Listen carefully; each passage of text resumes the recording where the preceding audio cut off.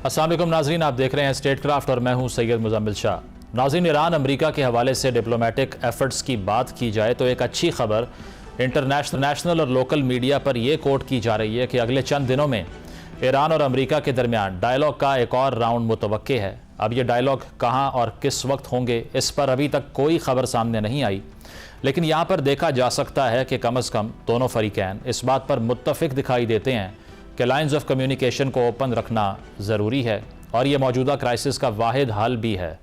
अब अगर इस्लामाबाद टॉक्स की बात करें तो इस हवाले से भी अमरीकी नायब सदर JD वैंस ने कल फॉक्स न्यूज़ को दिए गए इंटरव्यू में उन अमरीकी रेड लाइन्स को मज़ीद वाज़े किया जिनको काफ़ी डिस्कस किया जा रहा था। इनके मुताबिक अमरीका के दो बुनियादी मुतालिबात थे, जिनमें से एक ईरान कभी न्यूक्लियर हथियारों की तरफ नहीं जाएगा, जबकि दूसरा ईरान को अपने हाईली एनरिच्ड यूरेनियम को अमेरिका के हवाले करना होगा। अब इस पर हमें ईरान का कोई मौक़िफ़ तो मालूम नहीं कि ईरान ने क्या रिस्पॉन्स दिया होगा, लेकिन इन राब्तों पर एक्सियोस ने जो रिपोर्टिंग की है वो अमरीकी सदर डोनाल्ड ट्रंप या JD वैंस के इस मौक़िफ़ को तो इंडोर्स नहीं करती कि अमेरिका ईरान के न्यूक्लियर प्रोग्राम का मुकम्मल ख़ात्मा चाहता है, बल्कि इसके मुताबिक अमेरिका ने ईरान से डिमांड किया था कि वो 20 साल तक यूरेनियम की एनरिचमेंट को रोक दे, जिसके जवाब में कोट एंड कोट ईरानी वफ्द ने 10 साल तक ये अफजोदगी रोकने की पेशकश की थी और इसी वजह से ये मुज़ाकरात कामयाब नहीं हो सके। अब इसी तरह न्यूयॉर्क टाइम्स ने भी एक स्टोरी पब्लिश की, लेकिन उन्होंने इस दौरानिए को 10 साल की बजाय 5 साल बताया। इनके मुताबिक ईरान ने 5 साल तक की गारंटी को अपने लिए काबिल कबूल समझा कि वो 5 साल तक यूरेनियम एनरिचमेंट की तरफ नहीं जाएगा। बहरहाल, जैसे हमने पहले भी कहा कि इस वक्त इस सारे क्राइसिस में दोनों फरीकैन ये तस्लीम कर रहे हैं कि डायलॉग जारी रहना भी ज़रूरी है, जो पूरी दुनिया को ये क्राइसिस ख़त्म करने के लिए उम्मीद दिलवाता है। अब स्ट्रेट ऑफ हॉर्मज़ की बात करें, जिस पर अमेरिका और ईरान दोनों एक तरह से ब्लॉकेड की बात कर रहे हैं, तो marinetraffic.com और केपलर के डाटा ट्रैकिंग ये शो कर रहे हैं कि आज भी कुछ जहाज़ वहाँ से गुजरे हैं। डोनाल्ड ट्रंप की नाकाबंदी के फैसले से जो ईरान के साथ चीन की पावर सप्लाई को रोकने के मुतरादिफ थी, इस पर चीनी वजारत ख़ारजा का भी सख्त मौक़िफ़ आ चुका है। अब देखना यह है कि इस नाकाबंदी के हवाले से अमेरिका अपने मौक़िफ़ में कोई लचक दिखाता है या नहीं। गुफ्तगू का आगाज़ करते हैं। Air marshal retired Saeed Khan साहब ज्वाइन कर रहे हैं, दिफाई तजिया निगार हैं। साबिक़ सिफारतकार डॉक्टर जमील अहमद खान साहब मौजूद हैं और सीनियर एनालिस्ट और जर्नलिस्ट शौकत पराचा साहब हमारे साथ मौजूद हैं। आप तीनों का बहुत बहुत शुक्रिया।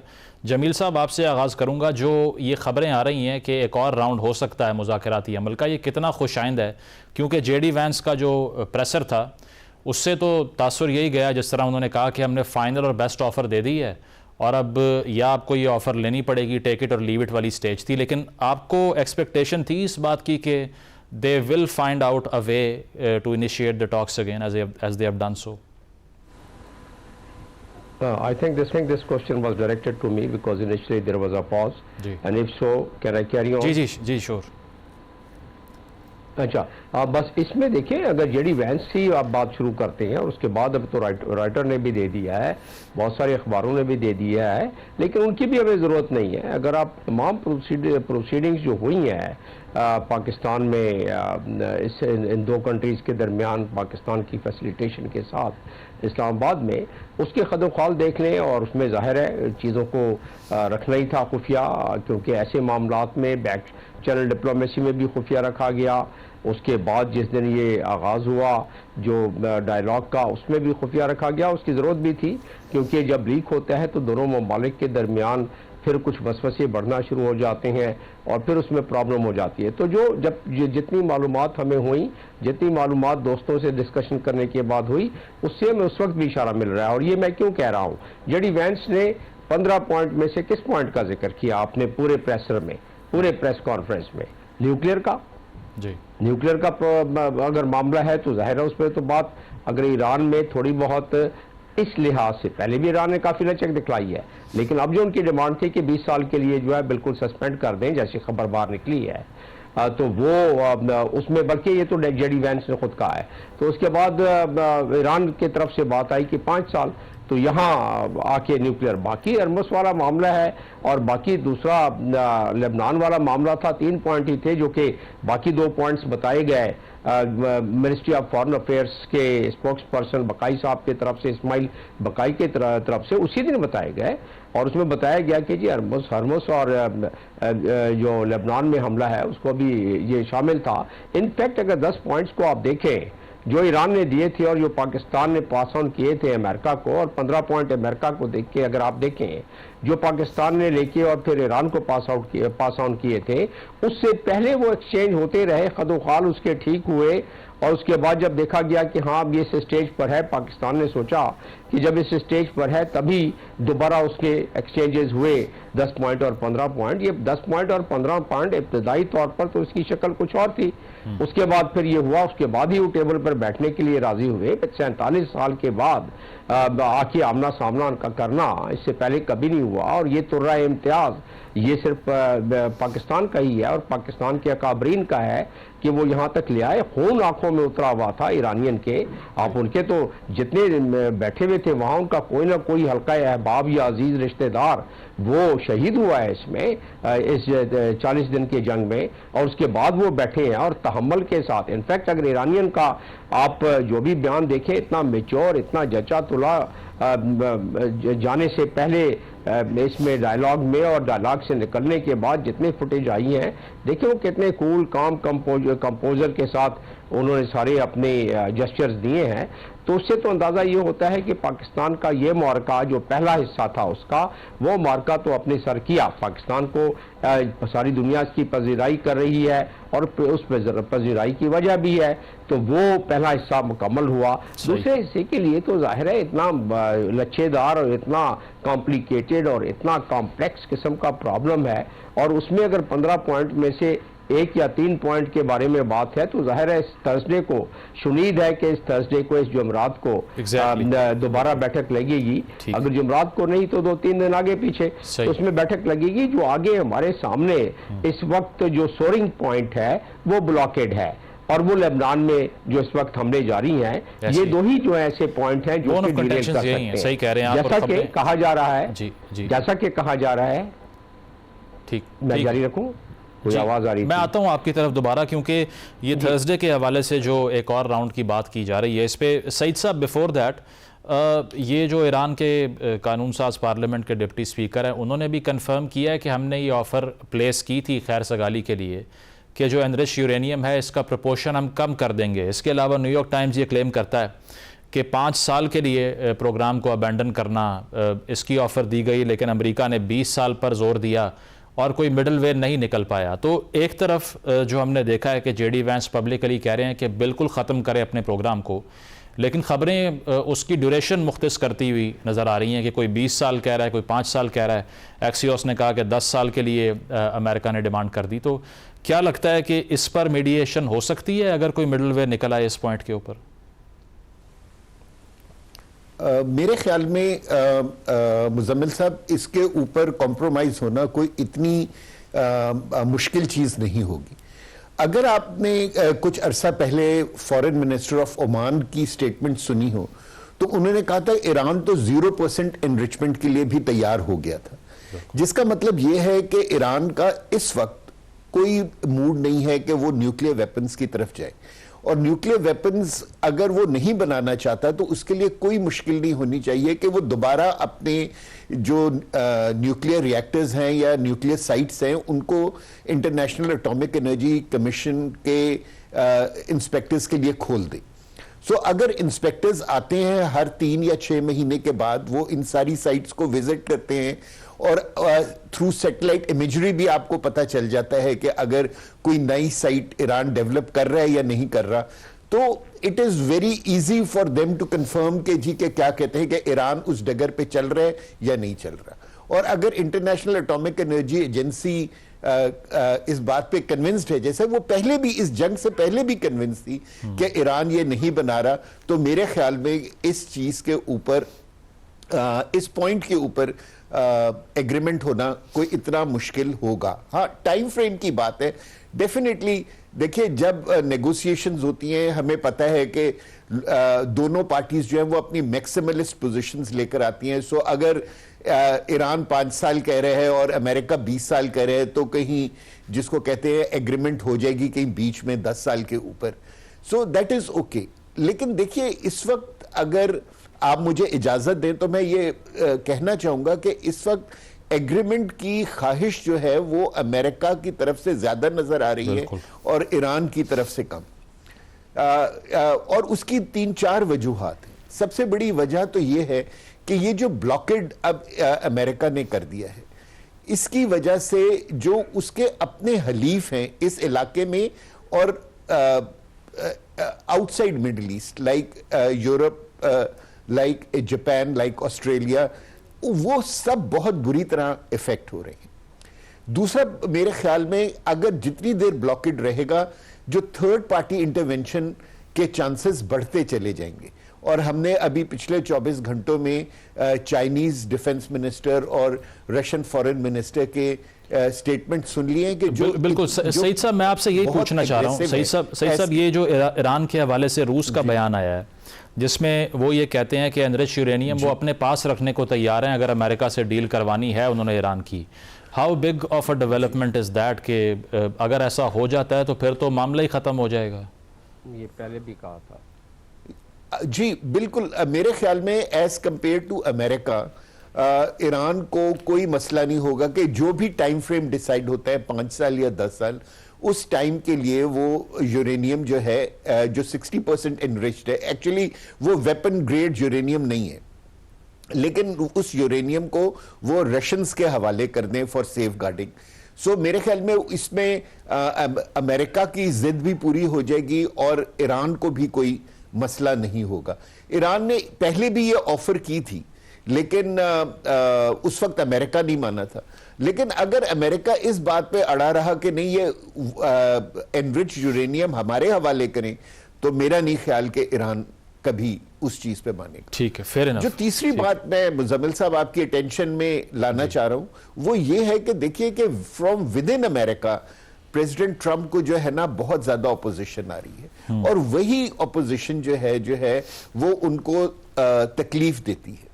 ठीक है, इस वक्त जो है उनकी पॉपुलैरिटी रेटिंग बहुत लो है और अगर ये ब्लॉकेड कोई 1-2 दिन या 1-2 हफ्तों का खेल नहीं होता, ब्लॉकेड एक्चुअली इफेक्टिव होता है महीने, 2 महीने, 3 महीने के बाद। अगर वो इतना लंबा ब्लॉकेट करते हैं, एक तो दुनिया रिसेशन में चली जाएगी, अमेरिका के अंदर भी इन्फ्लेशन हो जाएगी और वो जो है अभी जिस तरह उनके सरों के ऊपर मिड टर्म इलेक्शंस हैं, वो रिपब्लिकन पार्टी बड़ी बुरी तरह हारेगी। और आई थिंक ये वो मेजर कंसर्न है जो प्रेसिडेंट ट्रंप और अमेरिकन एडमिनिस्ट्रेशन को मजबूर कर रहे हैं कि जल्द अज जल्द एक मुआहदे। एग्जैक्टली जो इंटरनल प्रेशर है आपने कहा बहुत बड़ा फैक्टर है। शौकत साहब, जो कॉम्प्लेक्सिटीज़ हैं मुज़ाकरात की वो एक तरफ, लेकिन वज़ीर आज़म साहब का जो अब जो स्केजुअल है फॉरेन ट्रिप्स का, उसमें कहा जा रहा है कि सऊदी अरेबिया, फिर कतर, फिर तुर्की है, तो क्या इम्पैक्ट होगा ये जो दौरे कर रहे हैं शहबाज शरीफ साहब? और ये आपको लगता है कि सपोर्ट जो गैदर वो करना चाह रहे हैं before an agreement is reached वो हो जाएगी या कोई बोन ऑफ कंटेंशन है? जिस तरह से तुर्की की तरफ से हमने काफ़ी कन्फ्रंटेशनल बयानात सुने हैं, उनके फॉरेन मिनिस्टर ने यह कहा कि अगला हदफ इजराइल का तुर्की है। कोई ऐसा मसला दरपेश हो सकता है प्राइम मिनिस्टर साहब को? कल वो उनकी मुलाकात होगी royal highness crown prince Mohammed bin Salman साहब के साथ। ऑफिशियली तो अनाउंस नहीं हुआ, लेकिन इंफॉर्मेशन यही है। अच्छा, तुर्की में एनातोलिया फोरम हो रहा है 17 से 19 अप्रैल को, तो पाकिस्तान को दावत है। लेकिन ये जो बातें हो रही हैं कि यहाँ पर मुज़ाकरात का दूसरा राउंड होना है, तो फिर एनातोलिया फोरम वाली जो बात है, क्योंकि थर्सडे 16 है ना, तो प्राइम मिनिस्टर क्या 16-17 को अगर अटेंड करना है तो 16 को या 17 को जाएंगे जब गेस्ट इधर होंगे, तो उस हवाले से अभी कंफर्म नहीं है।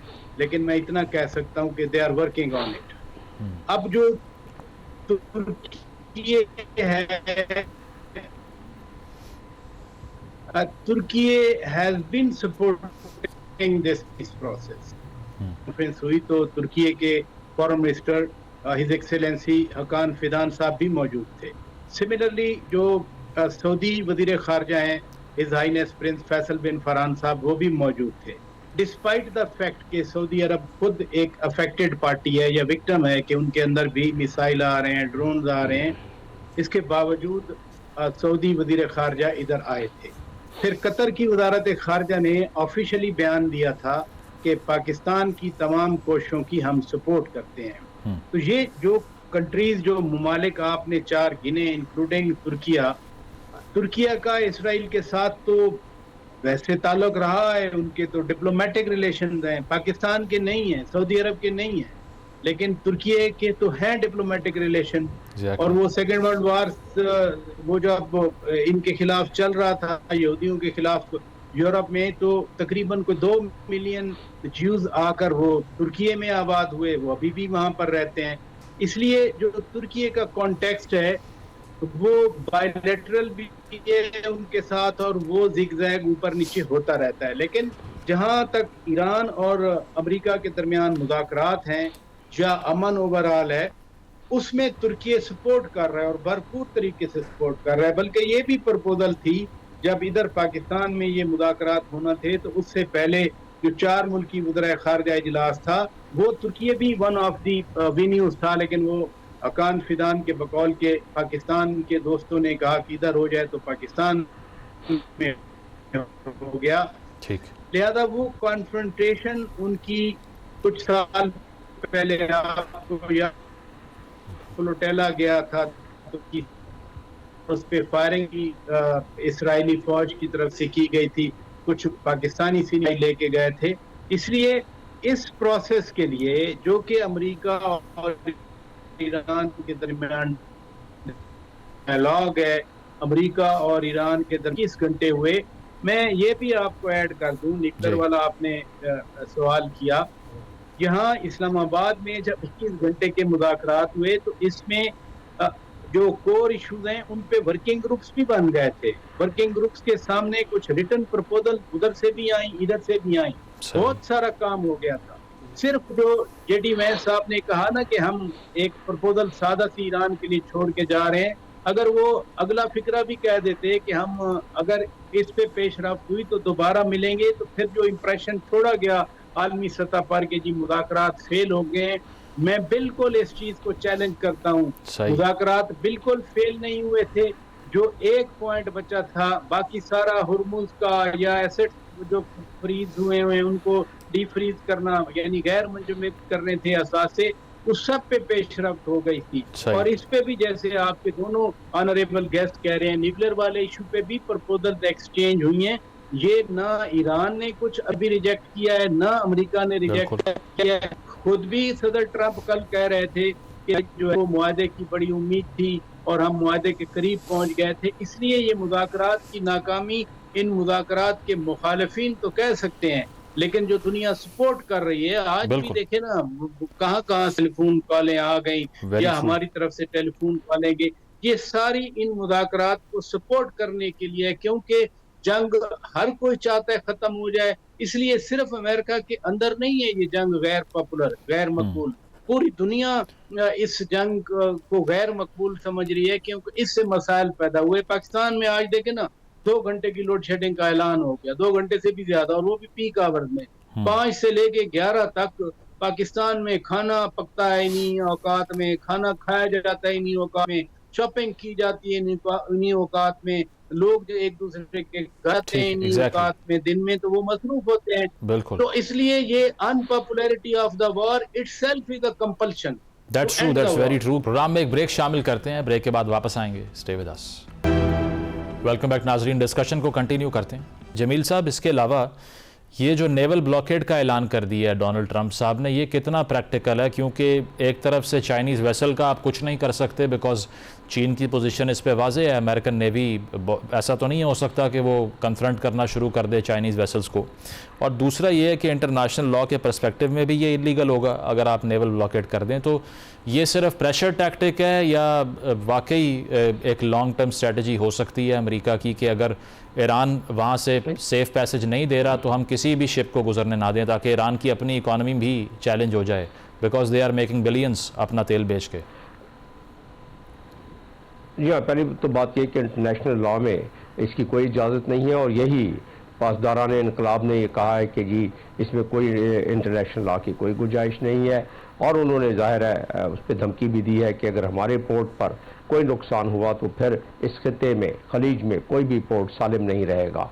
तो ये तो खैर चले पॉस्चरिंग है, लेकिन असल चीज़ ये है कि यस इंटरनेशनल लॉ मौजूद है, yes United Nation law of high seas है, जिसके आर्टिकल 17 के तहत जितने भी इनोसेंट पैसेज हैं उसको जाने दिया जाता है। जो इंटरनेशनल वाटर्स हैं उसमें कोई प्रॉब्लम नहीं होती है। इवन टेरिटोरियल वाटर में भी उनको इजाज़त है इनोसेंट वेसल्स को, यानी आम वेसल्स को, चेजा है उनके कि जो समझे जाए कि ये उनके जो राइवल कंट्रीज़ हैं या दुश्मन कंट्रीज़ हैं उनके तरफ से गुजर रहा है, तो उस पर आर्टिकल 19 लग जाता है। और फिर इसी तरह स्टेट ऑफ हॉर्मुज़ के हवाले से ईरान के पास मजीद भी अख्तियारात हैं आर्टिकल 38 के तहत कि टॉल ले सकता है, रेगुलेशन बना सकता है। वो एक अलग बात हो जाती है। आपके सवाल के जवाब में इंटरनेशनल वाटर्स में जो एक्सपर्ट्स बता रहे हैं, जो मैरीटाइम के एक्सपर्ट्स हैं, लॉ एक्सपर्ट्स हैं, उनके मुताबिक, और जो मैंने खुद मुशाहिदा और रिसर्च की है उसके मुताबिक ये पायरेसी के जुमरे में आता है। तो बहरहाल अमेरिका को क्योंकि नेशनल लॉ की पासदारी का इतना कोई ख्याल नहीं है, लेकिन इजराइल तो खैर बिल्कुल ही बेलगाम है, तो लिहाजा ये प्रेशर टैक्टिस ही मैं इसको कहूंगा। और जमील साहब एक और सवाल आपसे, sorry to cut you, Jamil साहब एक और क्वेश्चन आपसे, चंद दिनों की बात मालूम होती है। जमील साहब, जेडी वैंस ने अपना जो प्रेसर था उसमें हॉर्मज़ का जिक्र भी नहीं किया, उन्होंने सिर्फ ये एनरिच यूरेनियम की बात की, तो उससे हम ये परसीव करें जो शौकत साहब कह रहे हैं कि बाकी मसाइल हल हो चुके थे, उस पर अंडरस्टैंडिंग्स हो चुकी थी। अब्बास अरागची ने ट्वीट भी कर दिया कि बहुत क्लोज थे हम इस्लामाबाद MOU के, लेकिन एंड पे एक बोन ऑफ कंटेंशन सामने आ गई। उससे यही अस्यूम करें कि और कोई मसला नहीं रहा सिवाय एनरिच यूरेनियम के। और जी हाँ, और उसकी वजह भी बता दी जेडी वैंस ने बाद में, कल जो बताई उन्होंने उसकी वजह। पहले तो कहते हैं कि lots of progress were made and US was quite flexible. अच्छा, मैं इसकी पसे पर्दा वाली बात भी, जो कि अभी मंजर आम पर तकरीबन मुख्तलिफ चैनल्स मुख्तलिफ जगहों पर आ चुकी है इंटरनेशनल एरिना में, लेकिन पहले वो कहते हैं lot of progress and US was very flexible, but the current team, दोनों साइडों का उन्होंने बताया, यानी US का भी और ईरान का भी, द करंट टीम, उनके लिए टाइमलाइन का मसला और उनके लिए उनके पूरे इख्तियारात नहीं थे कि वहां बैठ के फैसला करें। हालांकि बीच में वक्फे होते रहे, दोनों पार्टियां, दोनों ग्रुप्स अपने अपने मुल्क के अपने अपने सरबराहों से राब्ते में करते रहे। सुनीद ये है कि नेतन्याहू ने भी बात की है, कोई कंफर्मेशन इसकी नहीं है। जहाज में जाते वक्त तो नेतन्याहू ने बात की है, जो जेडी वैंस से उसकी कंफर्मेशन है। तो नेतन्याहू बिल्कुल इसको फॉलो कर रहा था और उसकी वजह से, और यही एक बोन ऑफ कंटेंशन उस तरफ से है। लेकिन ईरानियन को ये एक एक्स्ट्रा डिमांड दे दी गई, क्योंकि ईरानियंस को, जिस तरह की अभी शौकत साहब भी जिक्र कर रहे थे कि जब जेनीवा में टॉक्स हो रही थी या जून में जब आखिरी मरहले में थी टॉक्स इसी मामले में, तो ईरान काफी हद तक मान गया था। और जहां तक जीरो इनरिचमेंट की ताल्लुक है, उस हद तक भी सुनने में आया था कि मान गया है। लेकिन असल मामला यह है कि 60% इनरिचमेंट, मेरा कुछ अरसे के लिए तैनाती 3-3.5 साल के लिए डॉक्टर कदीर खान की रही है, तो कुछ मामला ऐसे हैं जिसका कि जाहिर है मुझे अंदाजा होना चाहिए। तो 60% अगर इनरिचमेंट हो तो उसके लिए फिर हफ्तों की बात होती है, 90% तक लेके जाया जा सकता है। तो असल 450 किलोग्राम जो है, जिसको आप भी बता रहे थे कि रशिया ने इससे पहले भी जून में भी कहा था, अभी रशिया ने भी दोबारा कहा है। मेरा अपना मानना यह है कि ईरान का कंफर्ट लेवल देखना यह है कि, क्योंकि इस पे तो अमेरिका को भी राजी होना है ना, खाली ईरान के कहने से तो नहीं हो जाएगा। तो अगर अमेरिका रशिया से ज्यादा कंफर्टेबल है तो ठीक है, अगर पाकिस्तान से ज्यादा कंफर्टेबल है तो पाकिस्तान के जो सिस्टम्स हमारे पास हैं, कंट्रोल सिस्टम, वो बहुत वेरीफाइड है, बहुत सर्टिफाइड है। दुनिया ने हमेशा उसकी मोतरफ रही है कि पाकिस्तान का न्यूक्लियर मैकेनिज्म और कंट्रोल सिस्टम वो बिल्कुल इंटरनेशनल स्टैंडर्ड्स के मुताबिक है। तो कल को कोई बात नहीं कि वो इस पर ज्यादा कंफर्टेबल फील करें ईरान और US। तो पाकिस्तान के मामला जो है इस मामले में काफी नुमाया होते जा रहे हैं बहुत सारे मामलों में। आज ही जापान ने कहा है कि जी पाकिस्तान के साथ हम मिलकर मिडिल ईस्ट के इश्यूज पर कोलैबोरेट करेंगे। तो अभी इस किस्म की चीजें, जब पाकिस्तान का प्रोफाइल बढ़ गया है तो ये चीजें काफी बेहतरी की तरफ इंटरनेशनल प्रोमिनेंस तो हम देख ही रहे हैं, जिस तरह से पाकिस्तान की डिप्लोमेटिक एफर्ट्स को एक्नॉलेज किया जा रहा है। सईद साहब, वेन्यू की डिस्कशन भी हो रही है और उसमें ईरान की तरफ से तो एक सोर्स यही कहता है कि ईरान प्रेफर करेगा कि इस्लामाबाद में ही दूसरा राउंड हो। थर्सडे का जिक्र हुआ, वीकेंड का जिक्र हुआ, लेकिन इसके अलावा कुछ इंटरनेशनल जो मीडिया हाउसेस हैं वो ये भी क्लेम कर रहे हैं कि जेनेवा भी हो सकता है। रियाद भी हो सकता है, अंकारा भी हो सकता है। क्या लगता है आपको कि ज़्यादा सूटेबल, चूँकि पहला राउंड यहाँ पर हुआ तो ज़्यादा प्रोबेबिलिटी इसी की है, या वेन्यू शिफ्ट भी हो सकता है, और उससे फ़र्क क्या पड़ेगा ओवरऑल? मेरे ख्याल में वेन्यू के शिफ्टिंग से ओवरऑल कोई फ़र्क इसलिए नहीं पड़ेगा कि मेरे ख्याल ये जो सेकंड राउंड ऑफ टॉक्स होगा वो इतने हाई लेवल का नहीं होगा जितना पहला राउंड हुआ है। इसमें मेरे ख्याल सेकंड टियर के लोग आएंगे जो इन मसाइल को हल करने की कोशिश करेंगे। तो वो बेशक पाकिस्तान में हो जाए या जनेवा में हो जाए, लेकिन मेरे ख्याल में ईरान जो है वो कभी टर्की जाने को तैयार नहीं होगा, क्योंकि अगर आप देखें तो हिस्टोरिकली ईरान और टर्की के काफ़ी इश्यूज हैं ऑन द कुर्दिश मसले के ऊपर। और जो ईरान के जो कंट्रीज थी जो ईरान को फेवर करती थी, लाइक इरिया और सीरिया एंड इराक, उधर जो है क्या कहते हैं बहुत ज़्यादा क्या कहते हैं कुर्दों की वजह से टर्क्स के खिलाफ एक ख़ास फीलिंग पाई जाती है। सो मेरे ख्याल में ईरान टर्की जाने को तैयार नहीं होगा। जो मोस्ट प्रोबेबल प्लेस मुजम्मिल साहब लगती है वो ये है कि पाकिस्तान होगा, क्योंकि पाकिस्तान के पास इस वक्त वो वाहिद एक पोजीशन है कि जितने भी इस पैक्ट के लिए जो कंट्रीज इस पैक्ट के लिए ज़रूरी हैं वो सब पाकिस्तान के ऊपर ट्रस्ट करती हैं, specially gulf countries, Iran, America, और जो क्या कहते हैं इस पीस डील के गारंटर्स बनेंगे, प्रॉब्ली चाइना एंड रशिया। वो ये सारी कंट्रीज जो हैं वो सिर्फ एक कंट्री पर इस वक्त एतमाद करने को तैयार हैं, और वो है पाकिस्तान। इसके अलावा जहां तक अगर आप ठीक सईद साहब मुझे ये भी बताएं, डोनाल्ड ट्रंप जो दावा कर रहे हैं कि बेताबी से ईरान पैगामात भिजवा रहा है कि डील ले लें because they are desperate to make a deal, ये सिर्फ रेटरिक है डोनाल्ड ट्रंप की ट्रेडिशनल स्टाइल की, या वाकई आपको लगता है कि Iranians are desperate to make a deal, not the Americans?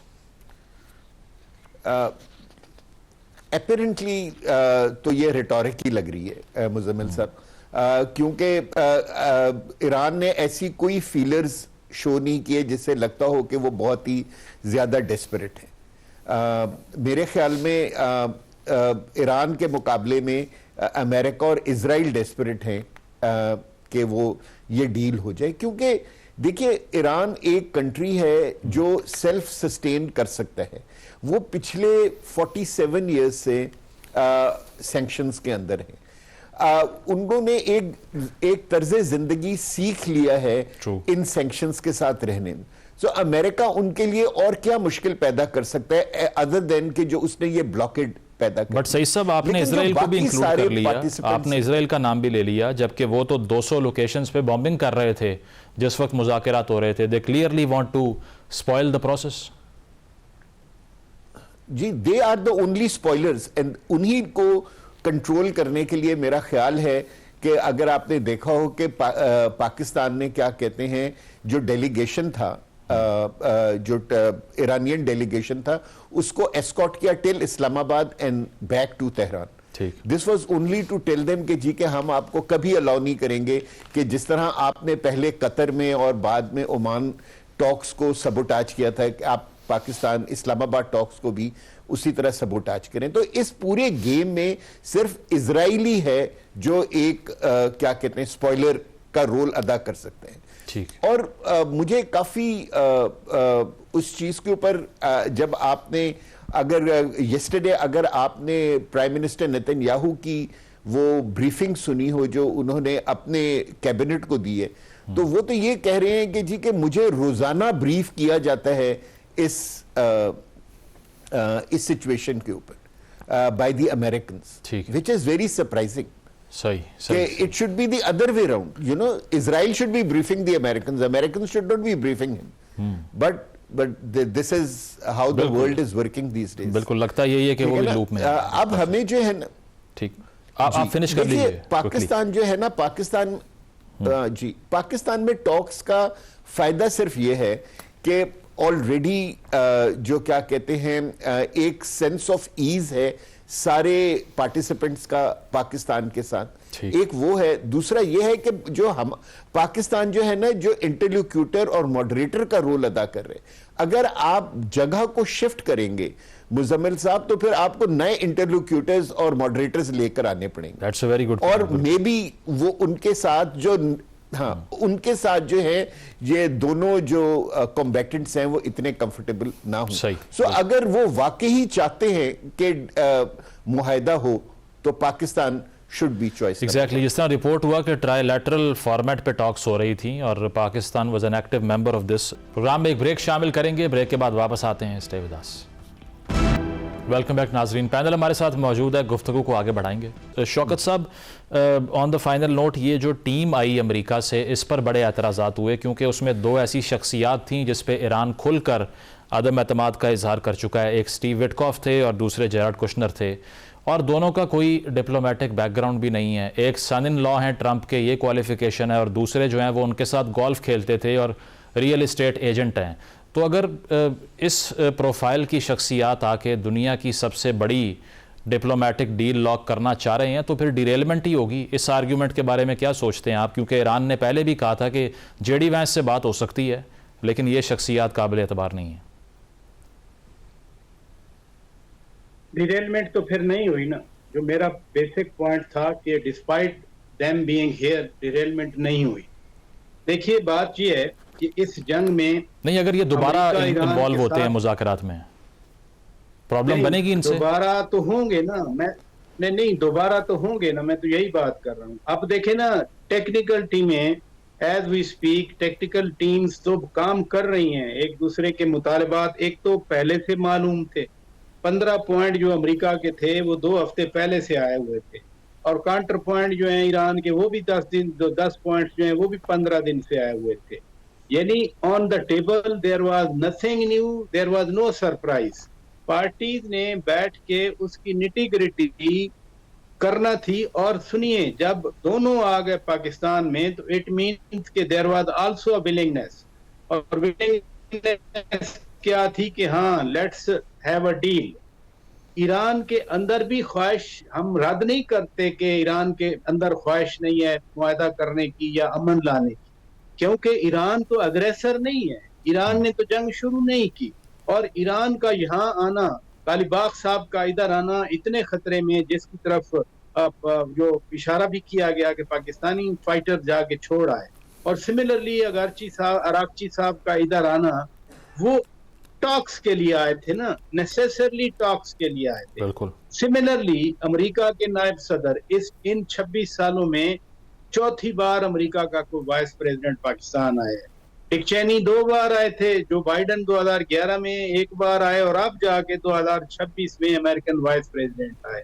और यूजुअली अमेरिका के सिस्टम में जो वाइस प्रेसिडेंट होता है वो अगली बार, अगर 2 टर्म सदर की मुकम्मल हो रही हो, तो अगली बार वो कैंडिडेट समझा जाता है। जैसे कमाला हैरिस बनी, तो जेडी वैंस अपने शोल्डर पे नाकामी का बैज नहीं लगवाना चाह रहे थे, इसलिए वो आए। तो मैं यही बात कर रहा हूँ कि दोनों की नीयत थी, मुज़ाकरात उन्होंने किए।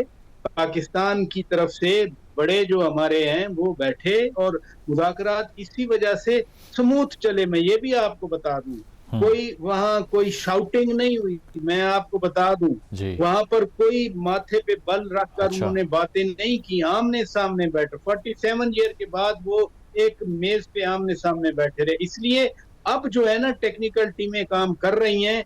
मैं समझता हूं कि जब मुज़ाकरात अब होंगे तो मैं नहीं समझता कि छोटे लेवल के लोग होंगे, क्योंकि अब तो एग्रीमेंट साइनिंग वाली स्टेज आएगी ना। जब एग्रीमेंट साइनिंग का वाली स्टेज होगी और फर्ज किया एग्रीमेंट होता है, तो that will be a great success American administration की। वो इसको लहराएंगे कि we brought peace after 50 years with Iran.